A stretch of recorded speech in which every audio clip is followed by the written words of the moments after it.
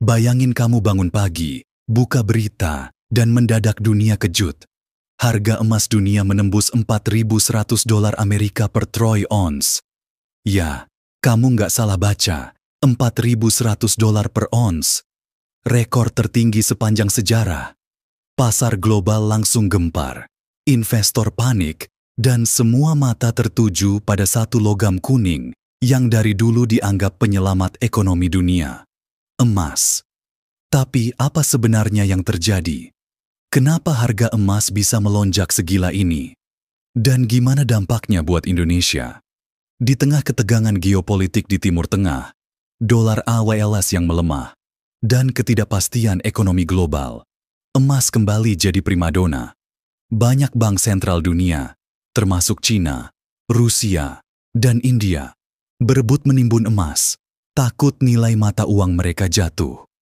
Di saat yang sama, investor retail dari Amerika sampai Asia berlomba beli logam mulia sebagai pelindung kekayaan. Tak terkecuali di Indonesia, di mana harga emas antam melonjak ke 1,5 juta rupiah per gram, dan bahkan diprediksi bisa tembus 1,7 juta rupiah. Di warung kopi, di grup WhatsApp, sampai di pasar-pasar emas, orang-orang ribut bahas satu hal. Apakah sekarang saat yang tepat buat beli? Tapi para pakar mengingatkan, hati-hati, jangan terjebak FOMO, karena lonjakan seperti ini sering diikuti koreksi tajam. Meski begitu, emas tetap punya daya tarik abadi. Ia bukan sekadar logam, tapi simbol kepercayaan dan rasa aman saat dunia goyah. Biasanya, harga emas naik ketika suku bunga turun, tapi kali ini keduanya justru naik bareng. Artinya, ketakutan global lebih dalam dari yang kita kira. Banyak yang menilai kenaikan ini adalah sinyal peringatan bahwa sistem keuangan dunia sedang mencari keseimbangan baru. Di Indonesia sendiri, butik emas penuh sesak, stok emas batangan ukuran kecil ludes di marketplace, dan mereka yang dulu beli di harga Rp900.000 per gram, kini tersenyum lebar. Tapi buat investor baru, saatnya berpikir cerdas. Emas bukan buat di trading harian, tapi buat lindung nilai jangka panjang. Apalagi, kalau ekonomi mulai stabil lagi, harga bisa perlahan turun, dan inilah saat emas diuji. Apakah tetap jadi pelindung kekayaan, atau justru jebakan euforia sesaat?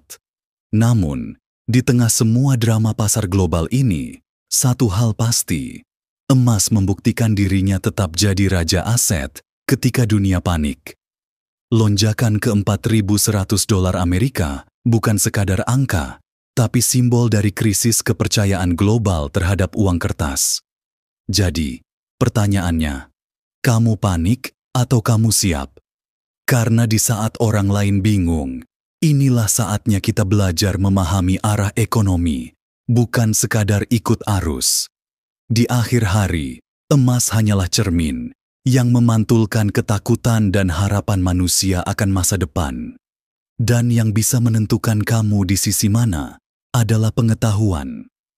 Tulis pendapatmu di kolom komentar. Apakah harga emas akan terus terbang tinggi atau justru bersiap turun tajam? Like kalau kamu bangga ekonomi Indonesia tetap tangguh di tengah badai global. Subscribe Zona Bisnis sekarang. Biar kamu nggak cuma jadi penonton, tapi bagian dari generasi yang ngerti arah masa depan keuangan dunia. Rupiah Indonesia.